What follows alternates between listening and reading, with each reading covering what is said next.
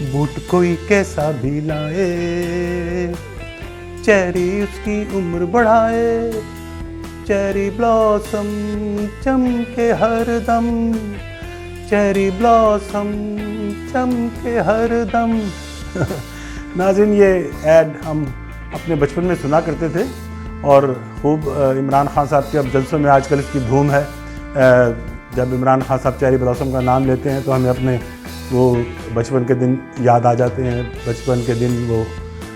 कितने अच्छे थे दिन। चलें, खैर वो तो अब दिन बीत गए, लेकिन ये कि बहरहाल अल्लाह करे हमारे जो बच्चे हैं पाकिस्तान के तमाम बच्चों का मुस्तकबिल बहुत ही शानदार हो। और इसके साथ नाज़रीन, चेरी ब्लॉसम के साथ हम एक और उस पे मौजू में बात करेंगे, और वो ये है कि आपने अक्सर ये बात भी सुनी होगी कि आपका कुत्ता तो कुत्ता लेकिन हमारा कुत्ता टॉमी। तो इस पर भी बात करेंगे कि किसके कुत्ते कुत्ते हैं और किसके कुत्ते टॉमी हैं। तो मेरे साथ रहिए। मेरा नाम शकील हैदर सैयद है और आप देख रहे हैं इनर व्यूज़ एंड न्यूज़।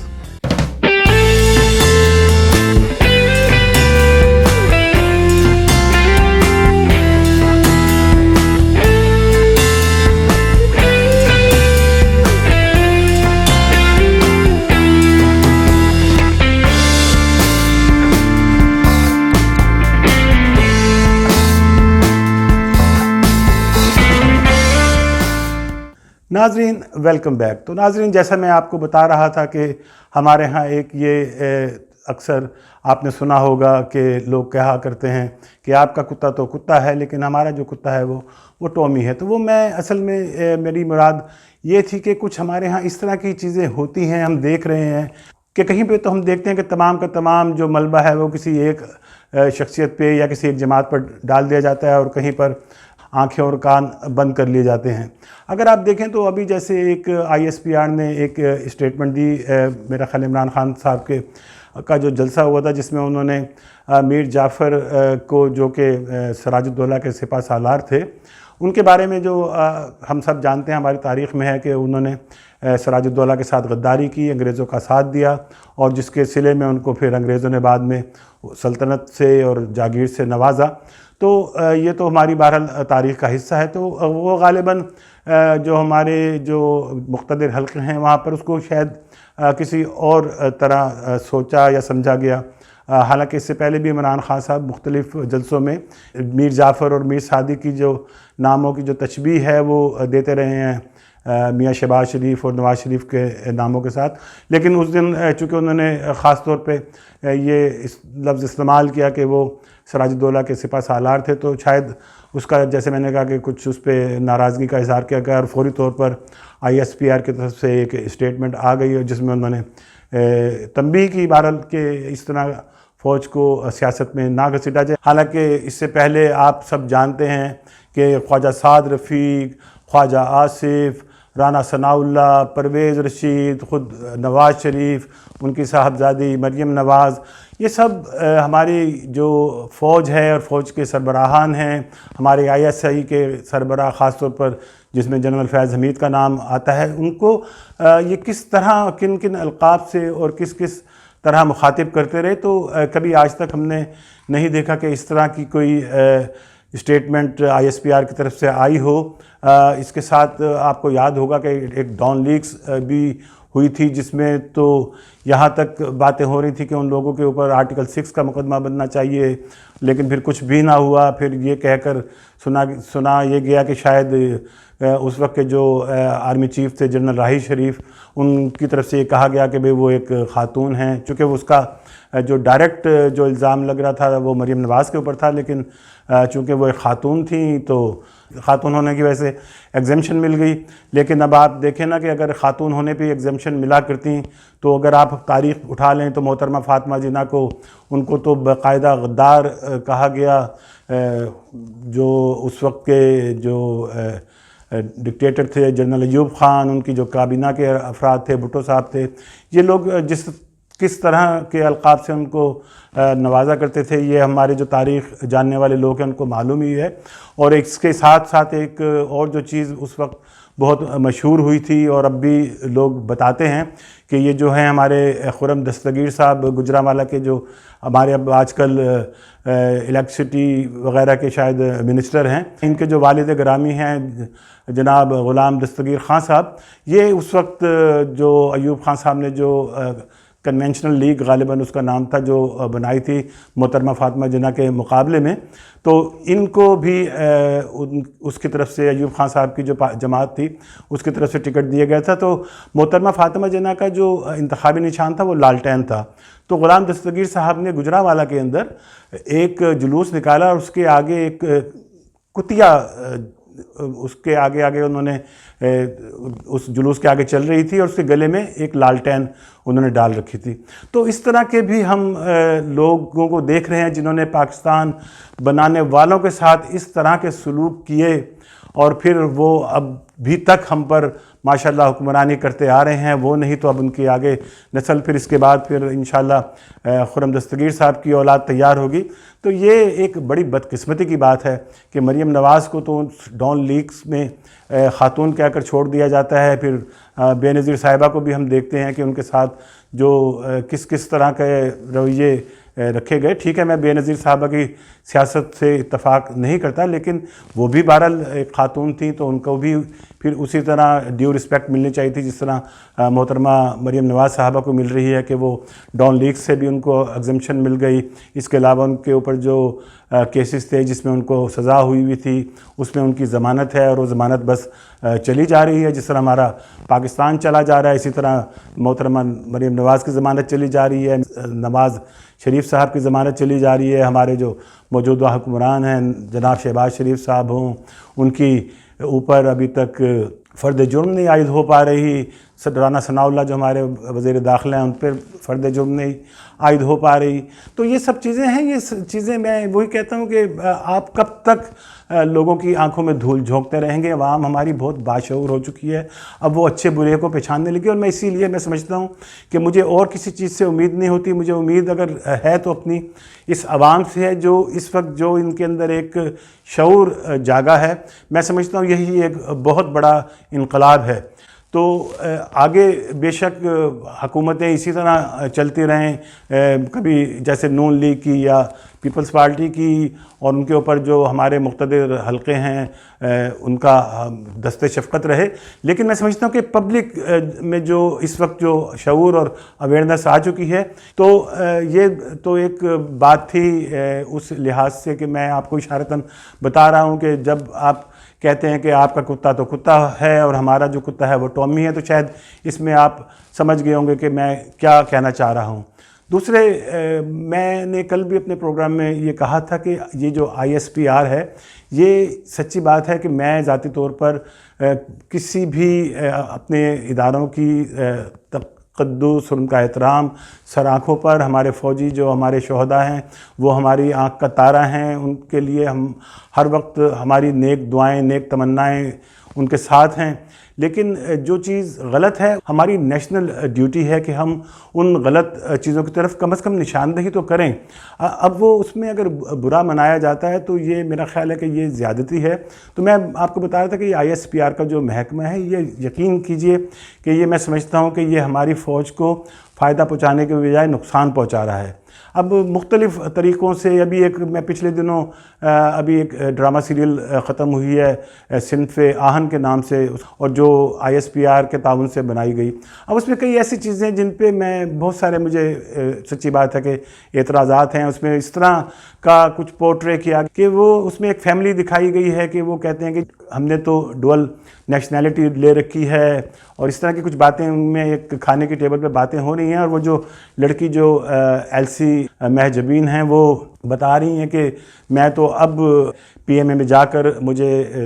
میں پیٹریوٹ بنی ہوں۔ کچھ اس طرح کا جو میسیج ہے، یہ میسیجز تو آپ کی طرف سے جو ہے وہ غلط میسیجز جا رہے ہیں۔ اس سے یہ ظاہر ہوتا ہے کہ جیسے صرف جو فوج میں یا فوج کے ساتھ کام کرنے والے لوگ ہیں وہ صرف پیٹریوٹس ہیں، باقی سب جو ہیں وہ خدا نخواستہ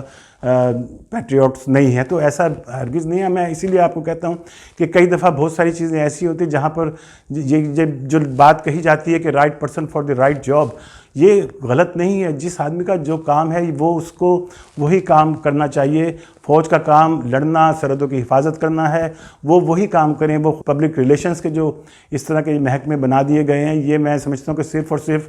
قوم کے ٹیکسز کے پیسے کا ضیاع ہے. اور اب آج کل ایک نیا سلسلہ شروع ہوا ہے. آپ مختلف ہم دیکھ رہے ہیں امریکہ، کینیڈا وغیرہ میں جو ہماری فورسز ہیں، ان کی طرف سے کچھ جگہوں پر ہم اس کی ویڈیوز بھی سوشل میڈیا پر دکھائی دے رہی ہیں کہ وہ کہیں پہ مسرت نذیر صاحبہ کوئی گانا گاتی دکھائی دیتی ہیں، کہیں پر بشریٰ انصاری کچھ اسی طرح کی چیزیں پیش کرتی ہوئی دکھائی دے رہی ہیں. تو وہ ایک جو ہے کہ وہ اس کا مقصد یہ ہے کہ پبلک میں اپنا جو ایک سافٹ امیج ہے اس کو ابھارا جائے. تو میں سمجھتا ہوں کہ بالکل ایک فضول قسم کی پریکٹس ہے. یہ کام فوج کے کرنے والے نہیں ہیں، تو یہ چیزیں چھوڑ دیں. ہمارے پاس منسٹری آف انفارمیشن ہے، وہ بھی پہلے ہی آپ ہی کے پاس ہے سارا اس کا اختیار. ان کی جو سیکٹری ہیں مختلف، وہ ان کو ادھر سے ہی ISPR سے ہی سارا فیڈ بیک ملتا ہے، وہیں سے ان کو بریف کیا جاتا ہے. ان کو اکثر وہاں پہ ان کی میٹنگز چل رہی ہوتی ہیں. تو جب آپ کے پاس ایک ہے دکھانے کے لیے سرکاری محکمہ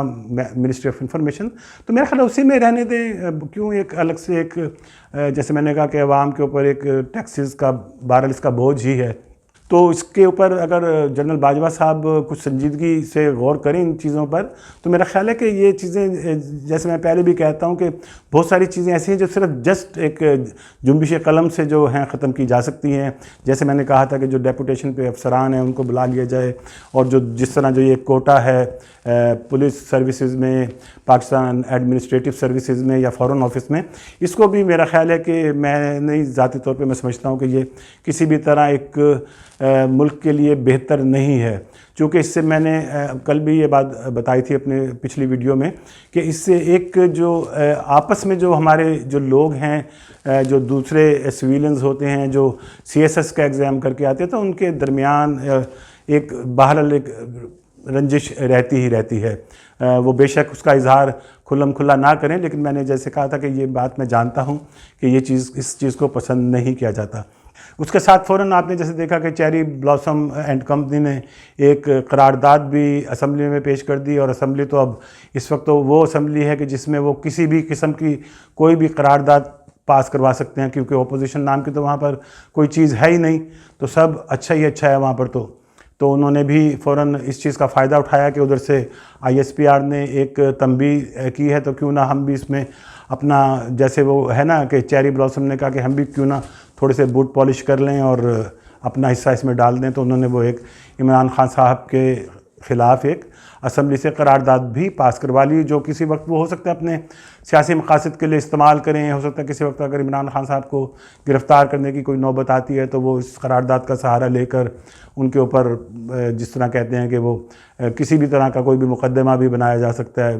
تو بہرحال یہ تو خدا بہتر جانتا ہے کہ وہ کیا سوچ رہے ہیں. اس کے ساتھ وہی جو میں بات کر رہا تھا کہ کچھ اب وہ ہمارے ایکس جو سولجرز ہیں، ایکس سروس مین ہیں، ان کو ٹی وی پر دکھایا جا رہا ہے، جس میں وہ بتا رہے ہیں کہ ہماری فوج ایسی ہے، ہماری فوج یہ ہے. تو وہ اس میں کوئی شک و شبہ کی بات ہی نہیں ہے. ہم کون کہتا ہے کہ ہماری فوج ہم پاکستان کے لیے کتنی ضروری ہے؟ اور ہم سب اس بات کو تسلیم کرتے ہیں کہ فوج کا جو محکمہ ہے وہ ہماری پاکستان کی سرحدوں کی حفاظت کے لیے بہت ضروری ہے. تو وہ اس میں تو کوئی دوسری بات ہی نہیں ہے. تو جیسا میں پہلے بھی کہہ رہا تھا کہ سیاست تو سب یہی چاہتے ہیں کہ آپ لوگوں کو سیاست میں، آپ کہہ رہے ہیں کہ گھسیٹا نہ جائے. یہ ہونا چاہیے کہ ہم کو سیاست سے خدا کے لیے باہر کر دیا جائے. تو یہ آپ اگر اس طرح کی چیز باقاعدہ آفیشیلی اگر میرا خیال ہے حکومت وقت سے کریں، اور وہ ایک اس طرح کی کوئی چیز، اس طرح کے آرڈرز کر دیے جائیں کہ تمام جو بھی اس طرح کی کوئی اگر سیاسی انوالومنٹ ہے ہمارے کسی فوجی ادارے کی سیاست میں، تو وہ اس کو میرا خیال ہے ختم کر دینا چاہیے. اور وہ میرا خیال ہے ہنسی خوشی سب کر دیں گے، کیونکہ میرا خیال ہے سبھی اس چیز کو مانتے ہیں کہ فوج کا جو آئینی کردار ہے اسی دائرۂ کار میں ان کو رہنا چاہیے. تو وہ جو فوجی جو میں بتا رہا تھا کہ ایکس سروس مین جو باتیں کر رہے ہیں، تو ٹھیک ہے، ہر مطلب جو بھی کسی محکمے سے ریٹائر ہوا ہوتا ہے. اگر آپ فارن آفس کے لوگوں کو دیکھیں، منسٹری آف انفارمیشن یا منسٹری آف کامرس یا دوسری جو منسٹریز ہیں، ان کے ریٹائر ہوئے ہوئے لوگ اکثر اپنے محکمے کے بارے میں اچھی ہی باتیں کر رہے ہوتے ہیں. اور فوج کے تو جو ریٹائر لوگ ہوتے ہیں ان کو تو ضرور اچھی باتیں کرنی چاہیے، کہ اس لیے کہ ان کو ریٹائرمنٹ کے بعد بھی جو بینیفٹس مل رہے ہوتے ہیں، وہ جیسے کہتے ہیں کہ زندہ لاکھ کا اور مرا ہوا 1.25 کا، تو وہ ان کو ریٹائرمنٹ کے بعد بھی بہت بینیفٹس ہوتے ہیں، جس میں ان کے بچوں کے لیے اور خود ان کے لیے جو ہمارے اس طرح کے ادارے ہیں، فوجی فاؤنڈیشن ہے، فوجی فرٹیلائزر ہے، اور DHA وغیرہ اس طرح کے جو ادارے ہیں، ان میں ان کو بڑی اچھی سیلریز اور بڑی اچھی جابز ان کو مل جاتی ہیں. وہ جب تھوڑے بے شک بزرگ ہو جائیں، جاب کرنے کے قابل نہ رہیں، تب بھی ان کے جو ان کے اولادیں ہیں، ان کے بچے ہیں، ان کے لیے دروازے کھلے ہوتے ہیں جابز کے. اس کے ساتھ ساتھ جو مختلف فوج کے جو اسٹورز ہیں، جو CHD جن کو کہا جاتا ہے، جو کینٹونمنٹ جو ایریاز ہوتے ہیں، ان کے اندر ان کے اسٹورز ہوتے ہیں، جہاں پر یہ آپ گروسری، کپڑے، الیکٹرانکس اور ہر طرح کا جو گھریلو ضروریات کا سامان ہوتا ہے وہ خرید سکتے ہیں سبسیڈائز ریٹس پر، کیونکہ ان پہ جو گورنمنٹ کے جو ٹیکسز ہوتے ہیں وہ اس پر نہیں لگتے، جیسے ہمارے ملک میں کوئی سیلز ٹیکس وغیرہ ہوتا ہے یا اس طرح کے جو ٹیکسز ہوتے ہیں. تو وہ جو ریٹائرڈ لوگ ہوتے ہیں وہ بھی وہاں سے اسی طرح خریداری کر سکتے ہیں جس طرح سروس مین کر سکتے ہیں. اس کے ساتھ ساتھ جو فوج کے اسکولز ہوتے ہیں، فوج کے ہاسپٹلز ہوتے ہیں، وہاں پر ان کو یہ تمام سہولیات صحت کی اور تعلیم کی سہولیات میسر ہوتی ہیں. پینشن تو ان کو خیر ملتی ہی رہتی ہے، بلکہ پینشن تو میں نے سنا ہے کہ جو لوگ انڈکٹ ہوتے ہیں فوج سے دوسرے ڈپارٹمنٹس میں، سویلین ڈپارٹمنٹس میں، جیسے فارن آفس یا پولیس سروسز یا پاکستان ایڈمنسٹریٹو سروسز میں جو لوگ جاتے ہیں پاک فوج سے، وہ کیپٹن اور میجر کے رینک کے لوگ ہوتے ہیں، تو وہ وہاں سے سیلری کے ساتھ ساتھ ان کو فوج کے جو دیگر بینیفٹس ہوتے ہیں، پینشن وغیرہ بھی مل رہی ہوتی ہے. تو یہ ایک ماشاءاللہ زبردست چیز ہے. تو بہت ساری ایسی چیزیں ہیں جن کے اوپر اگر میرا خیال ہے سوچا جائے تو بہت بہتر صورتحال پیدا ہو سکتی ہے. تو یہ کہنا صرف اصل میں کہنے کا مقصد یہ تھا کہ وہ جو سروس مین ہیں وہ اب آ کے بات کر رہے ہیں کہ جی فوج تو سب کچھ ہو سکتی ہے لیکن فوج غدار نہیں ہو سکتی. تو خدا نہ خواستہ کوئی ان کو غدار کہتا نہیں ہے، اور جو غداری کی اگر کچھ باتیں آتی بھی ہیں تو وہ فوج کے اندر ہی سے، ہمارے تو جو عام پبلک کو تو اس طرح کی جو نیوز ہیں وہ اندر ہی سے ملتے. جیسے میں اپنے پروگرام میں اکثر کہتا آیا ہوں کہ جو جنرل حمید گل صاحب کے بہت سارے انٹرویوز ایسے ہیں جس میں وہ برملا کہا کرتے تھے کہ ہمارے جو آرمی چیف کا تقرر جو ہے وہ امریکہ سے ہوتا ہے. تو یہ اس طرح کی باتیں تو کوئی سویلین کہنے کی ضرورت بھی نہیں کر سکتا، اور سچی بات ہے ان چیزوں کا ہمیں تو عام آدمی کو اندازہ نہیں ہے. اسی طرح جو غداری کے جو باتیں ہیں وہ تو ابھی ریسنٹلی ہمیں معلوم ہے کہ ایک لیفٹیننٹ جنرل کے اوپر غداری کا الزام لگا، جو کہ فوج ہی نے لگایا. فوج ہی کی اپنی کورٹس کے اندر جو ان کا ٹرائل ہوا، اس کے بعد ان لیفٹیننٹ جنرل صاحب کو عمر قید کی سزا ہوئی. اس کے ساتھ ایک جو بریگیڈیئر تھے جو غالباً جرمنی میں برلن میں